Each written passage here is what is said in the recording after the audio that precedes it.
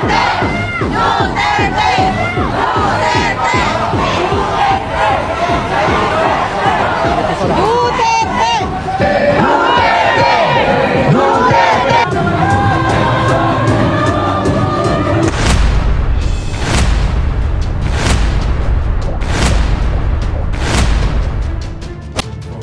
mga tao sa talagang nangyayari. At ito pa, I think it's very significant as well.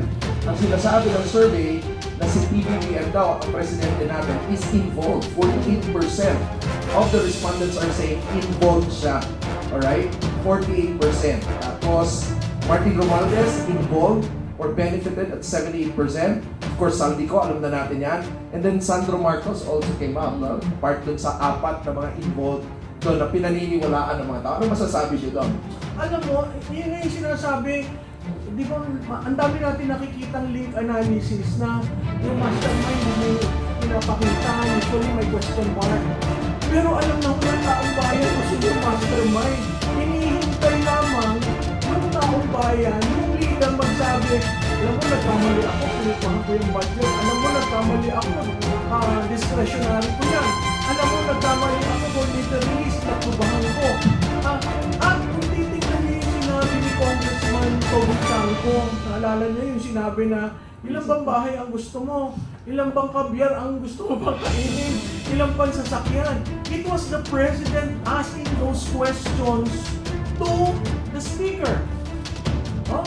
Ngayon, babalik ko naman doon sa, nag-release ka na 12 kontratista. Yun ay part ng diversion. Kasi kinontrol nila yung development ng narrative na yun. Dito lang tayo sa 12 kontratista. Hello, ano 12 kontratista? At pag tinignan mo ulit, dito lang tayo sa Bulacan. Kaya hindi ko maintindihan bakit Bulacan ang ginawa niyong example. Bakit probinsya ko, Oriental Mindoro, ginawa niyong example? Abay, walang kaso. Di ba, walang kaso yung mga politiko doon. Ang mga district engineers lang nagingit. Ang tanong ko, ba't hindi sila mga Ilocos Norte? Kaya tinatanong ko yung kay BFF mo. Kayo ang sabi na hindi, siya ang nagdala ng anti-corruption, siya ang nakipaglaban, siya naman ang presidente. Hindi mo dapat kung ikaw ang presidente o kung titingnan sa distrito mo? Sino ang hindi nila sinasabi, most of the ghost projects are in Ilocos Norte, done by a mayor he supported in 2025, kalaban sa pinsan niyang si Michael Kion. Tapos pag kinumpare nyo, nag-donate rin pala yun. Oo, ganun din yung sitwasyon ni Senator Escudero. So kung may nag-donate at lahat naman ho ng kontratista, nag-donate yan ng mga kandidato. Yun ho yung realidad ng politika natin. So kung ikaw pick mo lang ito at ito excuse, hindi ba may pinapaboran ka? So kung titingnan nyo ho yung mahiya naman kayo campaign. Nung ginawa yung mahiya naman kayo campaign, it was to deflect, ialis ang ilaw sa presidente at ituon sa iba. Kaya ngayon mga politiko nagpupulong-pulungan na kung saan ba tayo bakit umabot sa atin. Kaya ako, kung nalang sa probinsya namin, hindi mo ba yung napunta kay Armand Pangalinan ay isang party na hindi na alam pero ginawa ng district engineer? Bakit to? Saan mo natin nakuha yung information ngayon? Si Congressman Toby Chanco nagsabi, parking Sagasa. Galing sa kanila yun. Ako yung nagtrabaho sa Kongreso. Ngayon wala ko naririnig yan ng parking at Sagasa. Parking, walang pakailam ang congressman. Nakapark lang doon, kikita ka ng 3%. Sagasa, sasagasaan ka doon para kung anong project na gusto. Kung hindi ko totoo, yung mga sinasabi na si Presidente nga ang nag-umpisa nito eh. So ang tanong ko, kung si Presidente nag-umpisa, hindi ba si Presidente rin ang pumirma ng budget? Hindi ba sa implementation, ang Presidente ang nag-direct sa DBM? Ilabas nyo na yung Notice of Cash Allocation. Ilabas nyo na yung SARO. Diba? May character doon sa Nuri mo na sinabi, nakakuha ng 100 million or larger. pumunta lamang sa kalihim ng DBM. Na-issuehan ka agad ng notice of cash allocation. Ang tagal nun, bago lumabas ang notice of cash allocation. So, ako, ang sinasabi ko lang, doon sa tanong ni Rob, ang taong bahay mo, hindi na.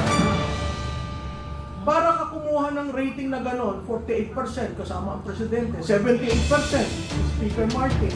Ano ang nagsasabi nun? Alam ng taong bayan kung sino yung mastermind. Kaso, karamihan ng gumagawa ng link analysis natatakot ilagay din yung picture. Kasi baka mamaya sa election inside investigation. So yung mga gano'n, wala kang naman sinabi, nilagay mo lang yung mukha. Kaya sabi ng iba, hindi lagyan lang natin ang question mark. Forever hindi natin malalaman yon. Pero alam natin yung budget. Kaya ngayon itong GAA 2026, mahirap yan i-roll out dahil ingat na ingat sila. Malinis sa papel, pero sa implementation magkakaroon ng problema. Bakit ho? Napakataas ho ng mait, napakataas ng alit. Okay? Tapos, ako'y nakita mo ang DepEd, 1.7 trillion. Anong ibig sabihin yan? Ang school building na Secretary ang dara. Pero dito lang ang napagawa mo school building sa isang taon. Paano mo mapupunan yung 170,000 gap? So marami yung tayong kailangang bantayan, lalo na dito sa 2026 kasi i-implement. Ako lang, Rob, ang parati kong call sa Supreme Court. Desisyonan nyo na ho yung 2025.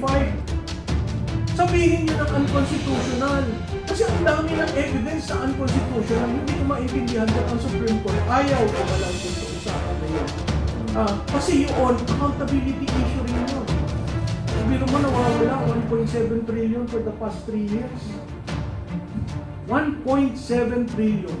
Imagine mo niyo yun kung ganong kalaking perang nawala. Grabe. How do you feel about it as an ordinary citizen, Martin? Nakakatawa. Hindi na ako nalulungkot eh. Kaya hindi ko nalulungkot eh. Dahil talaga yung alam yung salita tayo. Ako ba? Ang Pilipino, pinanganak ko, ang sport na to, gusto ko matutunan. Hindi ko ba? Kaya nga ang nakakatawa ko sinabi sa ating mga Pilipino, mas mabuti na natin malaman, dahil kasi naman yan, ang katotohanan hanggang nagbubulag-bulagan pa yung mga ilan-ilan. At ito pa, kayo na rin nagsabi dapat, alam naman nila kung sino identified, pero walang pangalan. Parang blind item. Pero itong mga marites na nasa harapan natin, alam nila kung sino. Alam niyo ba? Ha? Yun nga po ang nakalulungkot na part, pero hindi na tayo nalulungkot. Kasi masama eh. Kung bago tayo malungkot, diba? So this time, kailangan manawagan tayo sa mga matatalinong taong nakasiper pa rin ng bibig. Bakit? Tumatagal yung sinasabi nilang proseso. Yung prosesong yan, walang patutunguhan yan hanggat nagbubulag-bulagan ang maalam. At nagiging dinig yung mga nakikinig na mas maalam. Diba? Ang isa-isay ng iyong talino, pwede natin yan itago. Pero hanggang kailan pag wala na ang Pilipinas sa mapa, lugmok na po ang ating bayan. Kaya sabi nga nila, maraming maalam, nagdahilan kung bakit naman. Pero dapat hindi lahat ng maalam tahimik. Kaya pasalamat sa mga ilan-ilan na nag-voice out. Sabi nila, shout it out without reservation. Bakit? Kasi kahit ilan hindi mo sila mapiplease dahil alam nila hindi ka nila kaalyado. May mga pleasers pa yan, may mga mahirap nila officials na they thought na hindi sila maaalis because hindi sila kumakalaban. Hindi naman ito pakikipaglaban para sa personal na laban. Ito yung pakikipaglaban para sa ating bayan na umiiyak, nagdarapok dahil sa mga sunod-sunod na mga pangyayari na magpahanggang ngayon ay wala pa rin tayong nakikitang kalunasan. Sabi, bago magpasko, bago matapos ang taon, may makukulong. Eh, mas dumadami pa po yung nakaline up na dapat ikulong. Baka pagdating ng araw, bago maaksyonan,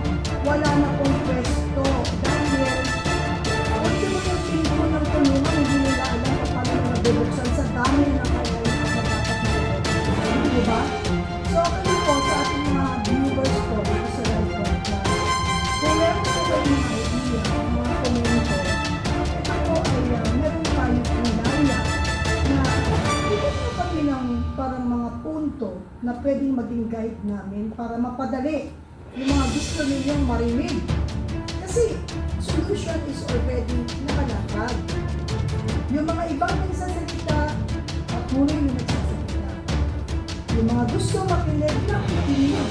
Pero ang tanong, ito ba ay magkakaroon ng freedom para magkaroon ng gawing batayan sa mga nangyayari na kahit natatakot yung iba na maging witness or mabigyan ng pagkakataong makapagsalita pero takot nga rin sila dahil baka mamaya hindi pa natatapos yung sinasabi nila, nakaposas na sila. Kasi katulad nga rin sinasabi, katulad ngayon, pag tuwing bubuksan ko, merong kinakasuhan. Pagkatapos yung totoong may kaso, siya kayo nagpapundoon. Diba? Tapos ako nakakita, merong kakasuhan na isang vlogger na alam naman natin tayo sa mga nakaupo. Pero kung saan ako nakakita, nagre-reklamo yun, pero nakikita sa upuan ng pinakamataas doon sa kung saan departamento ng gobyerno siya nagpunta para magreklamo. Di ba? Updated ba kayo lahat? Nakita niyo? Diba? Masabi ko sa inyo mga marites yan. Di ba kahapon yan? Saan ka nakakita nagre-reklamo siya? Official ka. Tapos nakaupo ka. Pagpunta mo sa departamento kung saan ka nag-file ng kaso. Nakaupo siya sa upuan ng pinaka-hepe ng departamento. Diba? Hindi ko po alam yun. Ay baka kung best friend ko yun, kamalungkit mo yan. Yung nag-FBI? Yung FBI. Okay, tama sabi ko sa'yo. Alam mo, malaking bagay yun ang Butaya mga yan kasi nagkakaroon tayo talaga ng guide. Diba? I did not name names ha. I did not mention any names. But thank you. Baka tama yung sinabi niyo. Tanong natin sa best friend. Anyway, katabi ko po yung kanyang BFF. Alam mo, ang problema dahil hindi namin ito correlation study between the phone of the staff of the president and the time IPFFPK folks. There is a direct correlation. Kung tuwi siya nagsasalita, umuusad. Tuwi, lahat ng banat niya umuusad ang Pangulo. Kaya nga, ang parati kong sinasabi, ano ba itong ginagawa ninyo sa institusyon? Kasi ako, institutionalist po ako eh. Katulad nung nagsalita si Colonel Odi, no? Institution. Pag binasa niya yung sinabi niya, wala naman siyang sinabi magsalita. Ala ko nga, nung nabasa ko, sobra na, bakit wala yung pakatino?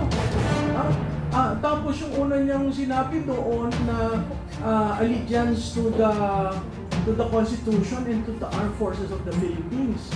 So anong kaso? Tama yung sinabi ni General Garcia eh. Anong kaso? At clear siya doon. Sabi ko, magaling na nagsulat nito kasi nilagyan ng personal. May word ng personal. Withdrawal. Hindi nga niya sinabing President Marcos eh. Mr. Marcos. Diba? Yung makikita mo that it is a personal statement, hindi bumalik siya, hindi na sinabing naka-uniforme siya, yung respeto doon sa sundaluhan na andon. So ano yung pagkakamali niya? Parang yung